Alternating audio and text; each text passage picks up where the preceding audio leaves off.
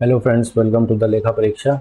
आज एक नया रिक्रूटमेंट नोटिफिकेशन के बारे में बात करेंगे, जो कि है सेंट्रल वेयर हाउसिंग कॉरपोरेशन की तरफ से, जो एक mini Ratna government of India undertaking है। ठीक है। ये जो रिक्रूटमेंट नोटिफिकेशन है, अभी हम सिर्फ अकाउंटेंट के बारे में बात करेंगे, जो हमारी स्ट्रीम से रिलेटेड है। अकाउंटेंट नाम की पोस्ट पे निकाला गया है। हालांकि सैलरी जो है बहुत अच्छी है, ऑफिसर कैटेगरी की सैलरी है। सैलरी जो बात कर लेते हैं, E1 कैटेगरी की सैलरी है और 40,000 से 1,40,000, 40,000 टू 1,40,000 का बेसिक पे बैंड है। जो बात कर लेंगे अगर हम मैक्सिमम एज की, तो है 30 साल, 30 ईयर मैक्सिमम एज है। और जो रिलैक्सेशन बेनिफिट्स है वो नॉर्मल कंपनीज की जैसे ही है। 24 वैकेंसीज़ हैं। उनमें से अगर डिस्ट्रीब्यूशन की बात करें तो अनरिजर्व में 11 वैकेंसीज़ हैं, EWS में 2 वैकेंसीज़ हैं, OBC में 6 वैकेंसीज़ है, ST में 1 है, 4 वैकेंसी SC में है और 2 वैकेंसी PWD के लिए रिजर्व है। आगे बात कर लेते हैं। ओके। इसका जो ग्रॉस है, ग्रॉस के लिए क्या है, आपका जो बेसिक है उसमें आपका डियरनेस अलाउंस है, जो कि IDA के नाम से बोला जाता है। उसके अलावा जो पर्क्स अलाउंसेज रहती है तकरीबन 35%, वो भी इसमें ऐड की जाएगी। उसके अलावा कुछ other non monetary and monetary allowances भी दिए जाएंगे, जो कि एट पार आपको दिए जा रहे हैं। आगे बात कर लेते हैं सिलेक्शन प्रोसेस की। तो जो अकाउंटेंट की पोस्ट है उसके लिए आपका ऑनलाइन टेस्ट होगा, followed by document verification and interview. ठीक है, तो आपका ऑनलाइन टेस्ट होगा, उसमें से शॉर्ट लिस्टिंग होगी on the basis of marks obtained, और उसके बाद डॉक्यूमेंट वेरिफिकेशन किया जाएगा एंड आफ्टर दैट आपका इंटरव्यू लिया जाएगा। ठीक है, इसके बाद बात कर लेते हैं शॉर्ट लिस्टिंग की। ठीक है। शॉर्ट लिस्टिंग के लिए आपको 5 टाइम्स बुलाया जाएगा, यानी कि 24 वैकेंसीज हैं तो उनका 5 टाइम्स आपको बुलाया जाएगा। ठीक है। अब आगे बात कर लेते हैं टेंटेटिव शेड्यूल। टेंटेटिव शेड्यूल है 26 अगस्त से 24 सितंबर 2023, यानी कि अभी इसकी ओपन हो चुकी है एग्ज़ाम फॉर्म, और आप 24 सितंबर तक इसको भर सकते हैं। कॉल लेटर के लिए बताया गया है कि एग्ज़ाम से 10 दिन पहले आप डाउनलोड कर पाएंगे। एग्ज़ाम की डेट इंटीमेटेड अभी नहीं की गई है, लेकिन फ्यूचर में इंटीमेट की जा सकती है।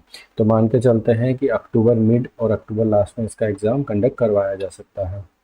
आगे बात कर लेते हैं मेरिट लिस्ट की। तो जो एलिजिबिलिटी है वो आपका मेरिट लिस्ट के बेस पे तय किया जाएगा। तो आपके जो मार्क्स होंगे इंटरव्यू के प्लस आपके एग्ज़ाम के, उनके बेसिस पर आपका सिलेक्शन किया जाएगा। अब बात कर लेते हैं एलिजिबिलिटी की। एजुकेशन क्वालिफिकेशन, एजुकेशन क्वालिफिकेशन जैसे कि आप देख सकते हैं बीकॉम है, उसके अलावा BA कॉमर्स, जो BA प्रोग्राम होता है कॉमर्स प्लस इकोनॉमिक्स में, वो लोग भी एलिजिबल हैं। Chartered accountants, post and works accountants CMS, और उसके अलावा SS अकाउंटेंट्स, यानी कि ऐसे डिपार्टमेंटल कैंडिडेट्स जिन्होंने subordinate audit and accounts services का एग्ज़ाम पास किया हुआ है, वो लोग भी इसमें एलिजिबल है। उसके साथ बात कर लेते हैं एक्सपीरियंस की। तो 3 साल का एक्सपीरियंस मांगा गया है, और जो एक्सपीरियंस है वो आपका होना चाहिए इंडस्ट्रियल कॉमर्शियल डिपार्टमेंटल अंडरटेकिंग। तो इसका मतलब क्या हुआ कि प्राइवेट लोग जो हैं, जो प्राइवेट सर्विस करते हैं वो भी एलिजिबल है, जो PSU में सर्विस करते हैं वो लोग भी एलिजिबल है, जो गवर्नमेंट डिपार्टमेंट में सर्विस करते हैं वो लोग भी एलिजिबल है। बट आपका जो एक्सपीरियंस है वो 3 ईयर का होना चाहिए। आगे बात कर लेते हैं। कंप्यूटर की नॉलेज जो है एडवांटेज देगी आपको। कंप्यूटर की नॉलेज नॉलेज जो है उससे आपको एडेड एडवांटेज मिलेगा। ठीक है। जो भी आपकी एजुकेशन क्वालिफिकेशन है, जैसे कि ऊपर बात की गई है, वो सब अप्रूव्ड यूनिवर्सिटी से होनी चाहिए, ये सब। उसके बाद बात कर लेते हैं, ये रिलैक्सेशन है जो नॉर्मल रहता है वैसे ही रिलैक्सेशन है, कोई स्पेशल इसमें नहीं है। ठीक है। आगे चलते हैं। ऑनलाइन एग्जामिनेशन का स्ट्रक्चर देखिए। स्ट्रक्चर जो बात करेंगे, 200 क्वेश्चन आएंगे, 200 क्वेश्चन आएंगे 200 मार्क्स के, जिसमें प्रोफेशनल नॉलेज के 65 क्वेश्चन होंगे 65 मार्क्स के, जिसका वेटेज है 32.5%।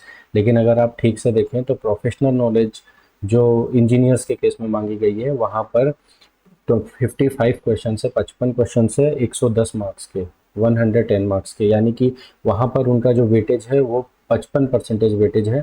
लेकिन अकाउंटेंट के लिए जो वेटेज है ये सिर्फ 32.5% वेटेज है, यानी 32.5% वेटेज है। ये यहाँ पे इन्होंने डिस्क्रिमिनेशन किया है। उसके अलावा reasoning, English, data analysis, interpretation, quant जिसको बोलते हैं, उसके अलावा जनरल अवेयरनेस, ये सभी आएगी। सेक्शनल कट ऑफ रहेगी, यानी कि सेक्शनल आपको टाइम मिलेगा पर सब्जेक्ट के हिसाब से, और उसकी कट ऑफ भी पर सब्जेक्ट के हिसाब से मिनिमम कट ऑफ जा सकती है, जो आप 40% मार्क्स लेके चल सकते हैं। ठीक है। प्रोफेशनल नॉलेज जो है उसके लिए भी सेक्शनल 50 मिनट्स का टाइम अलोकेट किया जाएगा और उसकी भी कट ऑफ आपकी सेक्शनल रहेगी जो कि 60% है। आगे बात करेंगे। ठीक है, ये सिलेबस है।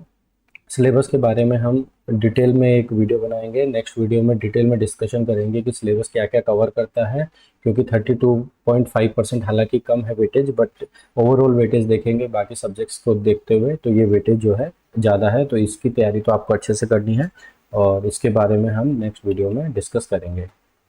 नेगेटिव मार्किंग की बात कर लेते हैं। 0.25 की नेगेटिव मार्किंग है, यानी 1/4 की आपकी नेगेटिव मार्किंग होगी।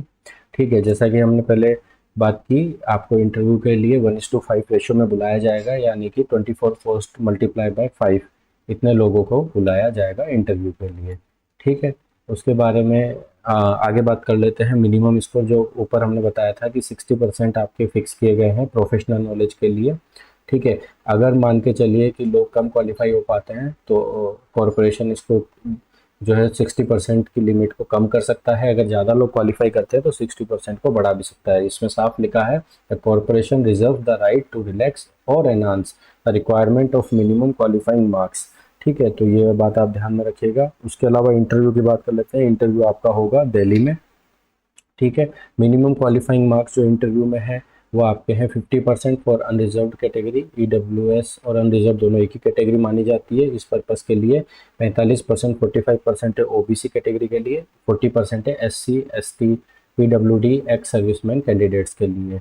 ठीक है, तो यानी कि आपका जो सब्जेक्ट हो गया वहाँ पर सब्जेक्ट में आपका 60% मिनिमम पासिंग है और यहाँ पर आपका जो पासिंग है वो है 50%। और सब्जेक्ट में कैटेगरी वाइज अलग अलग नहीं है, वहाँ सभी के लिए 60% है, लेकिन यहाँ पे कैटेगरी वाइज डिफरेंस है। और जो रेशो रहेगा एग्ज़ाम और इंटरव्यू का 85:15 रेशो रहेगा, यानी 85-15 का रेशो रहेगा। जो आपके एग्ज़ाम में नंबर आते हैं मल्टीप्लाई बाय 0.85 किया जाएगा और जो आपके इंटरव्यू में मार्क्स आते हैं उसको मल्टीप्लाई बाय 0.15 किया जाएगा एंड दैट देन उनका वेटेड एवरेज लिया जाएगा और उस बेस पे मेरिट लिस्ट तैयार की जाएगी। ठीक है, तो इसमें एग्ज़ाम का जो रोल है वो बहुत इंपॉर्टेंट हो जाता है। आगे बात कर लेते हैं। ठीक है, नो ऑब्जेक्शन सर्टिफिकेट के लिए, यानी कि जो भी लोग government, quasi government office, PSU, okay, इन सभी इंस्टीट्यूशंस में, बैंक्स हो गई या अभी सेंट्रल पीएसयू हो गई, यहाँ अगर नौकरी कर रहे हैं, अभी सर्विस कर रहे हैं, तो उनको नो ऑब्जेक्शन सर्टिफिकेट प्रोवाइड करना पड़ेगा। और वो अगर प्रोवाइड नहीं कर पाते हैं, ठीक है, तो उनको एलिजिबल नहीं माना जाएगा, चाहे वो एग्ज़ाम पास कर ले, और उनको ट्रैवलिंग अलाउंस में नहीं मिलेगा, जो आगे हम बात करेंगे कितना मिलने वाला है। ठीक है, आप बॉन्ड की बात करते हैं। इस पोस्ट के लिए बॉन्ड का जो अमाउंट है वो 25,000 है, जो कि बहुत ज़्यादा नहीं है, और 2 साल का बॉन्ड आपको भरना पड़ेगा। ठीक है, ये ऑल इंडिया सर्विस कैटेगरी है। ऑल इंडिया सर्विस कैटेगरी का मतलब ये होता है कि आपको ऑल इंडिया कहीं भी पोस्टिंग दी जा सकती है। उसके बाद बात कर लेते हैं आपका फील्ड पोस्टिंग। ठीक है, तो कॉरपोरेशन ने जैसे इसमें लिखा है कि इंडक्शन बेस पे, यानी कि शुरू के 1 साल, 2 साल या 3 साल जो भी है, इंडक्शन बेस पे आपको फील्ड ऑफिसेज में पोस्ट किया जा सकता है। ठीक है, और यहाँ पे यह क्या लिखा है, द एम्प्लॉयज़ में हैव टू मैंडेटरली स्पेंड, यानी कि आपको कंपलसरी स्पेंड करना पड़ेगा टाइम, जो कि इनके रूल्स के हिसाब से हो सकता है, बट ये यूजुअली 2 इयर्स का होता है। तो ये फील्ड यूनिट जो होती है थोड़े रिमोट एरिया में, वहाँ पर पोस्टिंग इनिशियली आपको दी जा सकती है। ठीक है, और इसकी टाइम लिमिट जो हमने पहले बात ही कर ली है, 26 अगस्त, 26 अगस्त नहीं, 24 सितंबर तक आप फाइल कर सकते हैं। 26 अगस्त से फॉर्म ओपन हो गया है। ठीक है, आगे बात कर लेते हैं एप्लीकेशन फ़ी। अगर आप मेल कैंडिडेट हैं अनरिजर्व कैटेगरी के, उसके अलावा ईडब्ल्यूएस, ओबीसी, इन सभी कैटेगरीज को 850 plus 400 intimation charges, total 1250 rupees की एग्ज़ाम फीस भरनी है। और एससी, एसटी और वुमेन कैंडिडेट, चाहे वो अनरिजर्व कैटेगरी की हो, उसके अलावा पीडब्ल्यूडी, एक्स सर्विसमैन कैंडिडेट्स, ये सभी एग्ज़ाम फीस जो 850 है उससे एग्जम्प्टेड है, बट इंटीमेशन चार्जेस जो 400 रुपये हैं वो आपको देने हैं। इंक्लूसिव चार्जेस नहीं है, जीएसटी इसमें इंक्लूसिव है। ठीक है, आगे बात कर लेते हैं।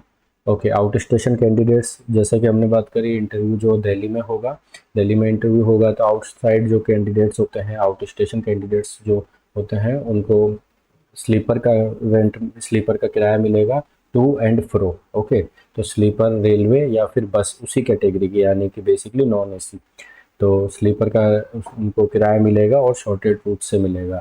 लेकिन जो कैंडिडेट्स सर्विस में ऑलरेडी, और ऑब्वियसली इसमें सब सर्विस में ही होंगे क्योंकि 3 साल का एक्सपीरियंस मांगा गया है, तो उन सब कैंडिडेट्स को अलाउ नहीं होगा ये कंसेशन, यानी कि वो लोग ऑलरेडी अर्निंग है।